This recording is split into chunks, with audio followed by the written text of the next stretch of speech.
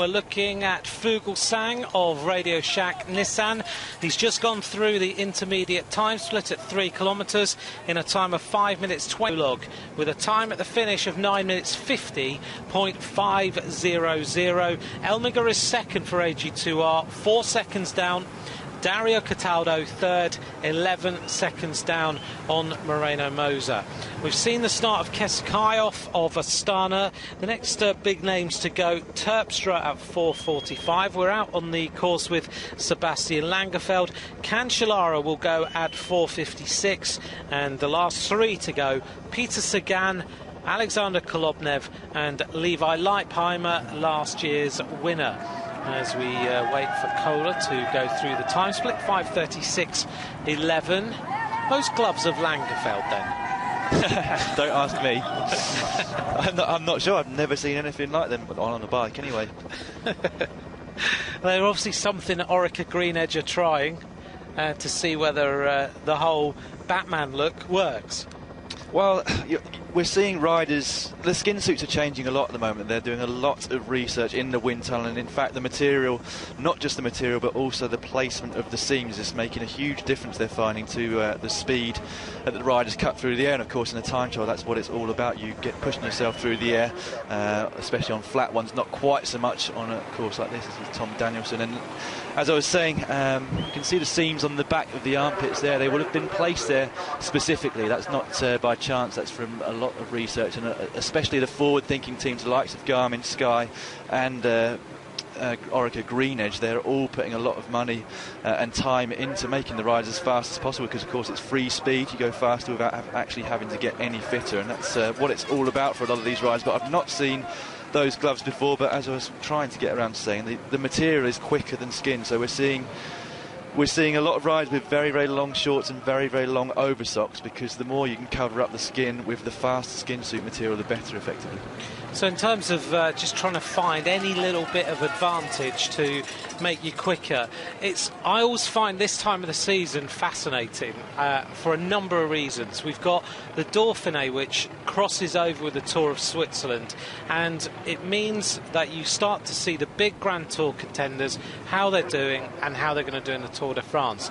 If you're a bit geeky and you like the technical stuff, then you also start to see the little additions, the bikes that are getting tested by the big stars, the skin suits and everything else. And I noticed, Brad in the Dauphiné has been riding slightly different fairings on his handlebars and a few other bits and pieces, even on the arm raisers that he's got, as we see Marcato coming in towards the finish for Vacances Soleil.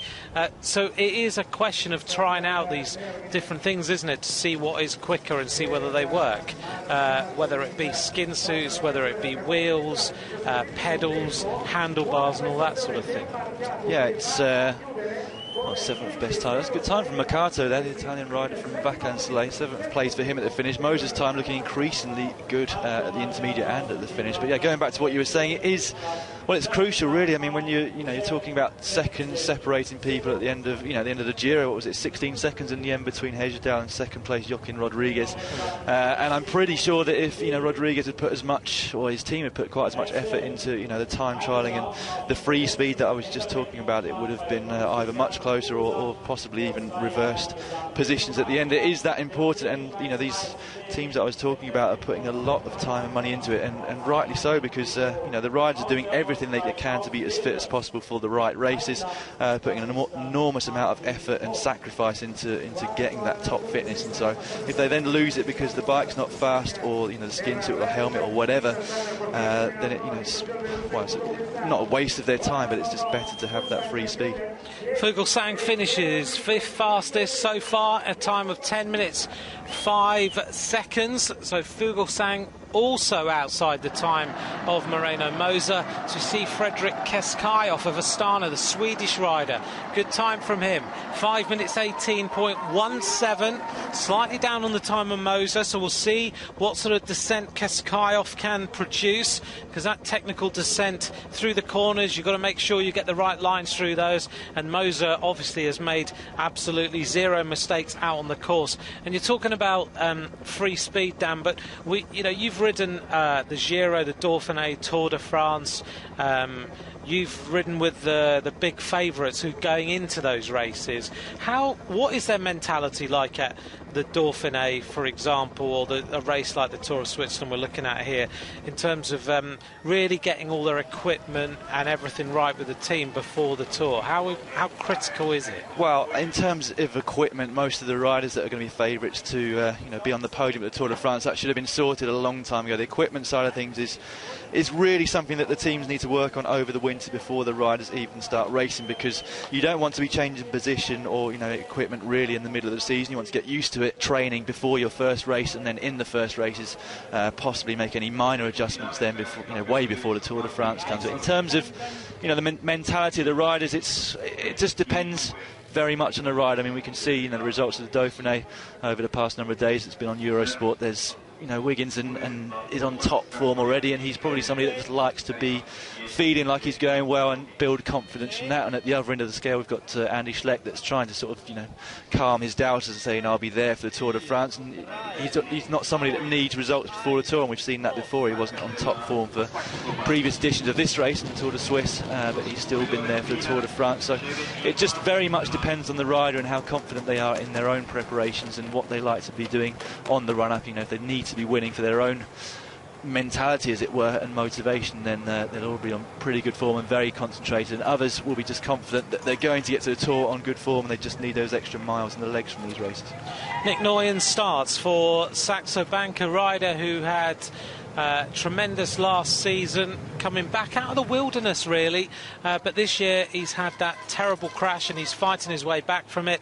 And as we look here at Nicky Terpstra now, before the start you mentioned Nicky Terpstra, who has had a great season this year, as a rider who might produce something here. Yeah, he's got a good history of prologues, especially of this sort of distance, and I think recently, I can't remember the exact race, but I think he's pulled out a big result in the last 2 or 3 weeks, if my memory serves me correctly. Another rider that's just re-signed with his own team, Quick-Step, for another 2 years. I think that's right in saying that. But well, we'll see shortly when he crosses this intermediate time tip. As I said, Moses' time's just looking better and better as the day goes on, because some very big names have been a number of, quite a few seconds down. Mollema was from Rabobank was 25 seconds down. I mean, that was a bad time trial for him. I was expecting more from him. I'm sure he was as well. But these big names keep coming through, and his time's remaining steadfast at the moment. Nicholas Roach has finished 14th quickest so far, 24 seconds down for Nicholas Roach as we watch Terpstra going up this climb. It is a difficult one. You really have to get the measure of this climb, as some of the youngsters out there on the course just enjoying the fact that the top pros are here, and we will get an idea of Nicky Terpstra's time split shortly. Just working his way up towards the top of the climb, and he's go whooshing down this descent into the finish. Right, next rider to arrive at the finish line will be Tom Danielson. We talked a little bit about him at the start, but this prologue is not to his liking. No, he's going to finish 20th so far, 10:16.41 for Tom Danielson. Again, a rider who can take some time in the mountains. All about just putting yourself in the right position now for the assault on the mountains, which start tomorrow. There's no little bits of rolling countryside in this Tour de Suisse. It's all about tomorrow. We go straight to the top of Verbier, which is about 1,497 metres above sea level. That's going to be a very difficult day. Watching Kesekayov heading towards the finish now. Along the side of the water, magnificent area to finish a prologue, and that's a good time. 9:58.10 for the rider from Astana, and that is good enough for third place. So Cataldo would drop down to fourth, and Kesekayov will slot in to third place. Good performance from him.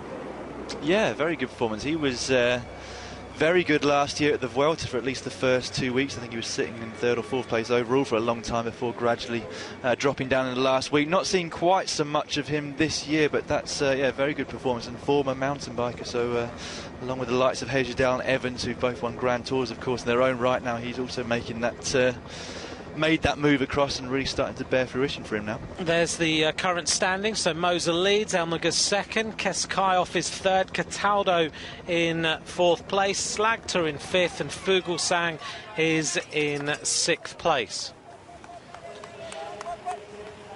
So as we look at Nuyens out on the course, the big stars will be starting soon, and we'll bring you those riders shortly. Bye for now. The Tour of Switzerland, 9 days, always in the mountains, and a good indicator for the Tour de France. Well, we've just seen Valverde start during the break, and Mikel Nieve is out on the course as well. We're live here with Laurens ten Dam of the Rabobank squad. The Swiss fans are all getting ready for the start of the big star of, as far as they're concerned, of international bike racing. We're waiting for the star of Fabian Cancellara. Spartacus will be out on this prologue and looking to try and set the fastest time. The fastest rider so far, Moreno Moser, 9:50.500. Swiss rider in second place, Martin Elmiger. And we've seen Keskayov. You can tell that Spartacus has arrived. The crowd cheering. Here he is, the man who is looking to now try and set the time which will win this prologue. He's a former winner of this race, of course, a couple of years ago with a tremendous performance. Cancellara, the winner in 2009, ahead of Tony Martin and Roman Kreuziger. It's always exciting when the fans get worked up about one particular rider getting started in a prologue like this. And Moser looking on thinking, I hope he's not on the top of his game yet.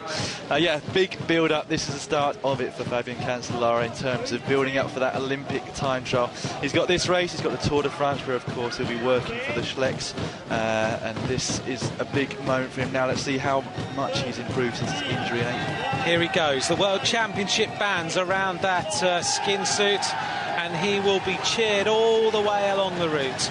So Cancellara already off and running. Let's see how he does at the intermediate time split. And the crowd's thriving on the start of Cancellara. So the time to beat, 9:50.500. We'll get the time split at 3 kilometres and a good indicator of how he's doing. The next few riders to go, because that isn't the last rider to start, will be Brent Bookwalter of BMC. We'll also see Tyler Farrar, Roman Kreuziger, who rode so well at the Giro d'Italia with a stage win, had a terrible day to lose a load of time, and he was very disappointed with himself in not quite staying there in the mountains that he did expect to do. Nordag will be starting at 5:02, followed by Sagan, Kolobnev and Levi Leipheimer.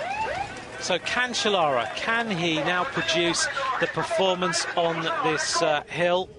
Laurens ten Dam continuing with the climb. You've really got to measure your effort up here, haven't you? So I guess from a rider's point of view, you don't want to go flying into the bottom of this climb. You've got to keep a controlled ride all the way up the climb. Yeah, you can't go too deep into the red, as we say, at the bottom of the climb, but you can go into the red by the top, because once they get over the crest here, they've got quite a long downhill in which to recover before that last. It's just under 2 kilometres of flat road to the finish. Well, look at Fabian already. We haven't seen the start of this course, but we can see how fast he is going already. I think in terms of today's stage win, the man you picture now, Fabian Cancellara, he's one of the only ones that's really going to have a chance, I think, of taking that best time from Moser of Liquigas. And another one is Sagan, as you said, third last year, Moser's teammate of Liquigas. Looking beyond him, Bookwalter, that should have started or just come out the start gates now. He was a surprise second place, I think, a couple of years ago in the Giro that I did in 2010, and he's become a notable prologue rider, so he could also have a chance to see what their form's like here today. Well, last year in this prologue, which was again in Lugano, we saw Cancellara win against TJ Van Garderen. Peter Sagan was in third, Cloden was in fifth place, Danielson was in sixth place. So some of the same names. Now Valverde out on the course, 5 minutes and 26.38, 33 k's an hour. I'm told that Alejandro Valverde firmly believes that he can win the Tour de France this year. Well, looking at that, I was expecting a little bit more from Valverde on the intermediate time shift at the top of the climb there. Interesting to see at the Tour. Everyone's talking about Evans and Wiggins being the top favourites, but of course there's a few here, including Valverde, Gesink, etc, etc. Albacini here, he won the Tour of Catalunya a few months ago, which was a little bit of a surprise at the time, but he hasn't got those rubber gloves on, so maybe they're not compulsory for the green edge riders. Orica Green Edge, sponsored by Marigold gloves now, judging by Sebastian Langerfeld's attire. I don't know why he's wearing those. Maybe he's had a crash or something, you don't know, and he's cut his hands or something like that. Maybe it is just a piece of equipment they're trying out. Albacini won the Tour of Britain a couple of years ago. He's up and running, and a rider who actually on these short, sharp climbs is normally pretty good. Yeah, he's very, very good, especially when he's on form. In a winner of a World Tour race, is a world-class rider. Green Edge have sent him off last of their lineup, so they're obviously looking for him to do reasonably big things in this prologue today. Cancellara around the right-hander, and he's in a little gear, spinning nicely, keeping the tempo very high. Also on the aero bars as well. Here is Tyler Farrar of Garmin Barracuda. He gets started. He's the last rider to go. And maybe they're thinking that Tyler could produce a good prologue today for this Garmin Barracuda team. There's not many chances in this race for sprinters. No, he's a good prologue rider, Tyler. He's pulled out a few top tens in the past, and I think in some of the shorter ones like the Delta Zeeland Tour, he's won the prologue, I think, before. I might be wrong in saying that, but certainly he's got some prowess in this, but I just think that climb's a little bit too long for him to really get into the top 5 or 10 possibly today. Former Maglia Bianca of the Giro d'Italia, here is Roman Kreuziger as he gets set for his prologue time trial of 7.3 kilometres. Now this man, a lot of people were tipping to win the Giro. He had one bad day. But he came back, fought back to win on the Alpe de Pampiago, looked really good that day, and got better and better then as the race went on. It just shows you one bad day, and that just sorts everything. Well, yeah, it's happened to a lot of riders in the past. Ulrich back in '98 when Pantani took advantage. Cadel Evans, when he first made his transition over to the road and was in the pink jersey at the Giro, also famously, you know.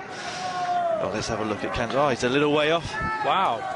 So the time of Moser, well, you've been saying, Dan, it is a very good time, 5:11.11, and Cancellara is 9.09 seconds outside. 5:20.20 for Cancellara. Now that is a surprise. In some ways it's a surprise. We wouldn't normally expect to see Cancellara outside the top 10 in a split or at the end of a time trial, but as I said, he hasn't had the same preparation as normal. That collarbone injury, I think, took a long while to get over. It was shattered in a couple of places. It wasn't a simple one to fix, and he's obviously taken a little while to get back into form. He's lacking a little bit of races, but I'm sure, you know, he's a class athlete, and he's going to be back to his best form by the Olympics. I'm sure about that. Laurens ten Dam heading towards the finish line now. His time is going to be a good one, just inside the top 10. 10:06.07 for Laurens ten Dam of Rabobank. Obviously looking for the rest of the week as we join up out on the course with Michael Albacini, Swiss rider for the Orica Green Edge team.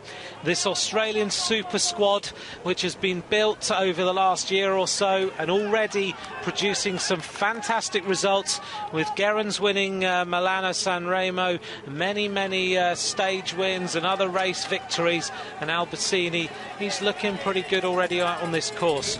As we go back to the start of this man who is supremely good in sprints and climbs and everything else, Peter Sagan, the third last rider to go, riding for Liquigas, and who's to say Sagan won't produce a sparkling performance this afternoon? I think he's going to do a great ride. I wouldn't be surprised to see a Liquigas 1-2 at the way things are going here at the moment. Here is the arrival of Alejandro Valverde of Movistar. Finishes in 10:14.11, so that's not going to trouble the lead of Moreno Moser at all. Right, this is what Cancellara's good at. Going through the corners like he's cornering on rails, and we'll see whether he can pull some time back. He's in a big gear. and he is absolutely flat out. Following that motorbike in front of him, just to get an idea of what sort of contours the corners are going to go in. Oh, we go back with the replay. Did he overcook it? Right on time when I was saying he's right on rails, so it didn't look too bad, but he did lose a little bit of pace through that corner where his teammate Frank Schleck also made a mistake. Yeah, well, I think Fabian went through that pretty well from what I could see on that slow-mo replay. Then it was a surprise to see Schleck going slightly off course, considering he probably did the course 2 or 3 times this morning. Wow, this is a good time by the looks of it. Yeah, here is Michael Albacini, the Swiss rider, and he is the first rider we've seen get anywhere close to Moreno Moser. 5:14.02. 5:14.02 for Albacini, and that's a good performance. Well, if that translates to the finish, he's going to go pretty close to Moreno Moser. Yeah, great ride. I mean, what a year they're having, Orica Green Edge. First year, as you said, first World Tour team for Australia.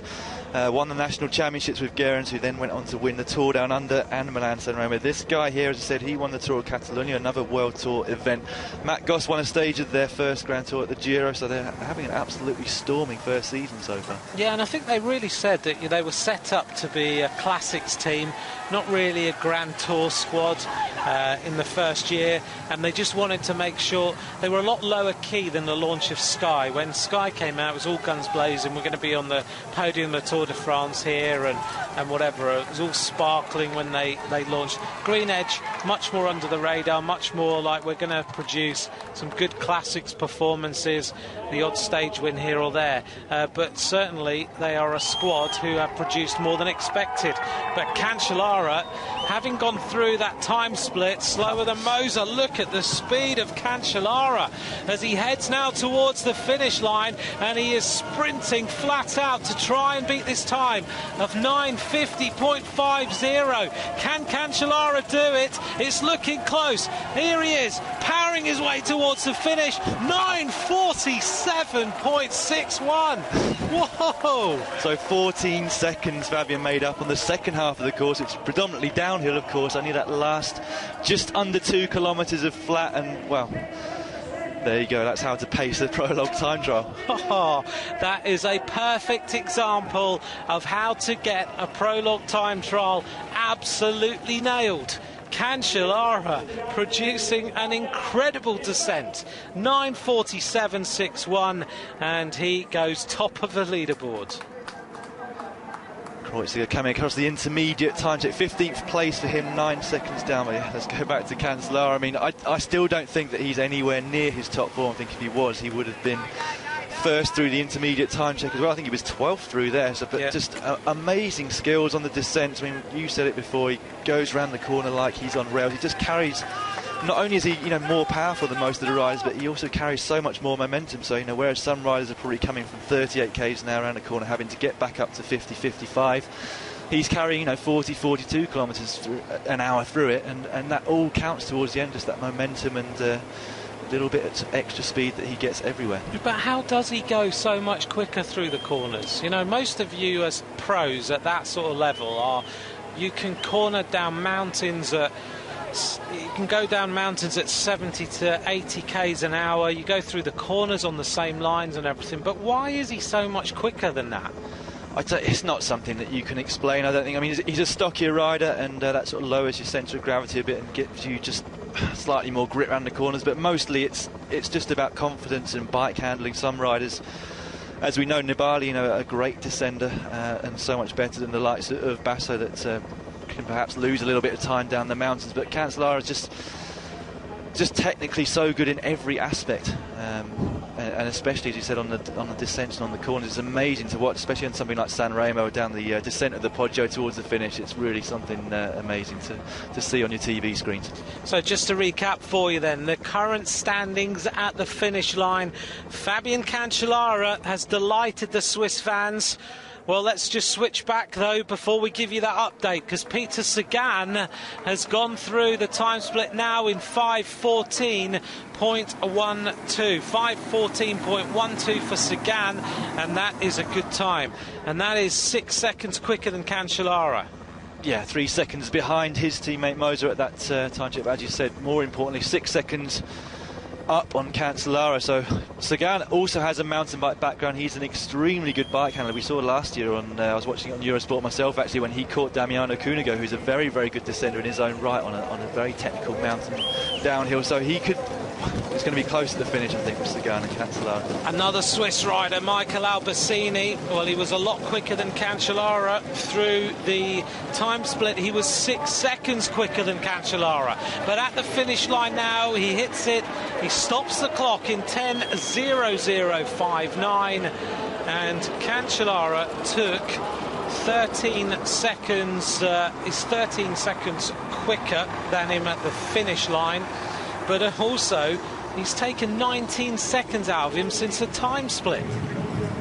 It's pretty unbelievable. I mean, I just wasn't expecting that in the second half. I knew he was going to go quick. I saw he was 9 seconds down. I was thinking, well, he probably won't be any more than 9 seconds down by the finish. But he wasn't more than 9 seconds down. He was 4 seconds up. Very impressive. So the current standings, we'll go back to those now. Look at the descent of Sagan. This is really impressive. Cancellara leads 9:47.610. Moser 3 seconds down. Look at the cornering of Sagan. There is absolutely nothing being held back. The motorbike finding it difficult to stay away from him. So he loops around there. He's right on the curb, is Sagan. This is impressive. Now, we've said Cancellara can corner, but this man is right on the limit. Yeah, the other thing for these two guys, and Cancellara's noted for it as well, is that they can sprint at a very high power out of the corner. So, of course, you get back up to your top sort of cruising speed very, very quickly. Sagan is also a very, very good sprinter. 4 stages, I think, in California recently in sprint finishes.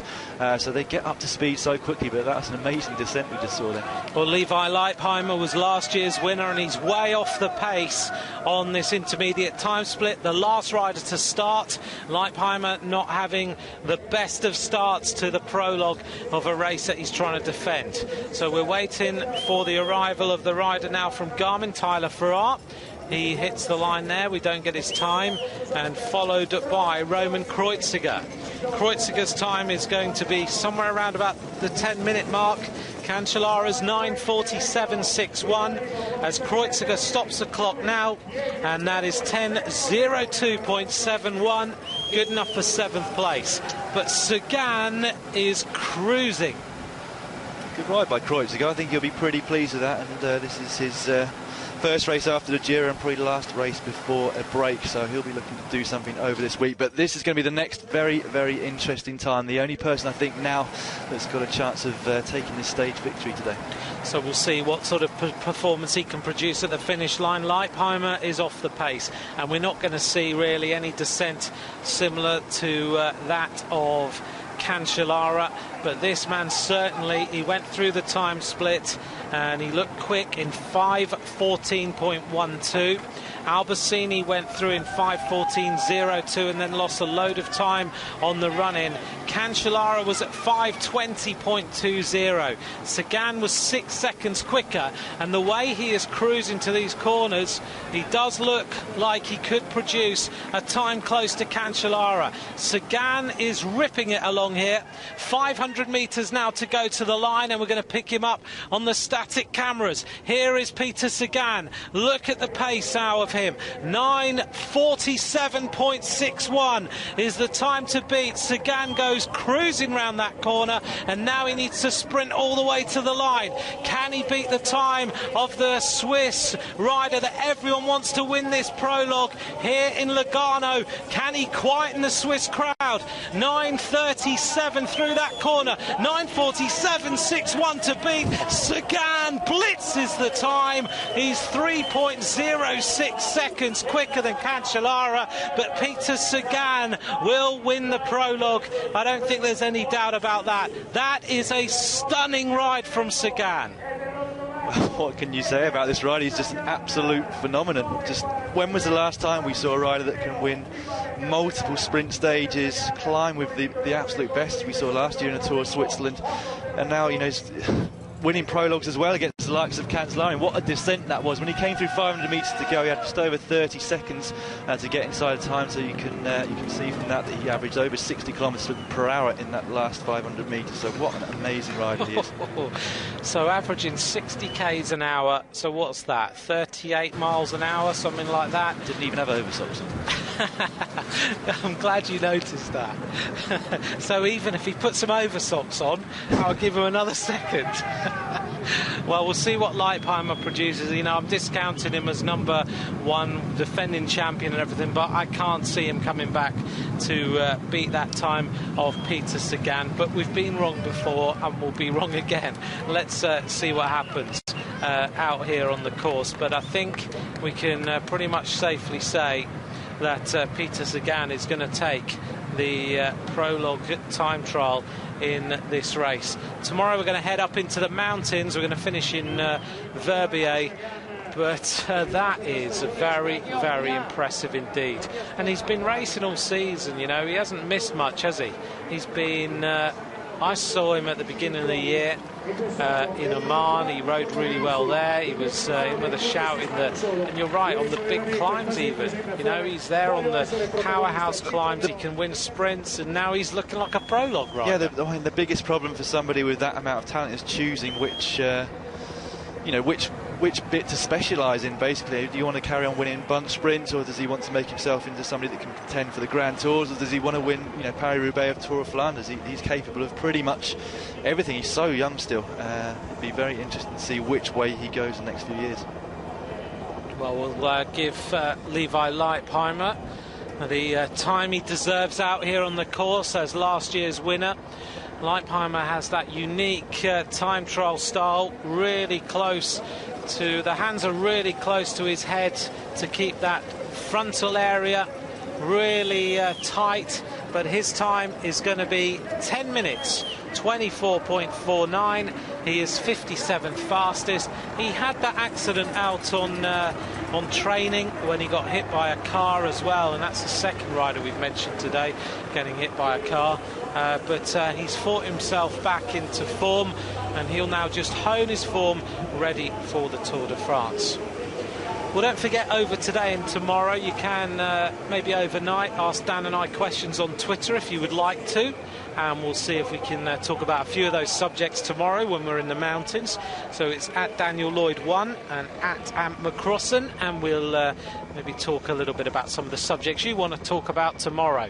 So here is confirmation of today's result. A storming performance by Peter Sagan to take the victory, 4 seconds ahead of Fabian Cancellara, and the young Italian rider Moreno Moser 7 seconds down, teammate of Peter Sagan.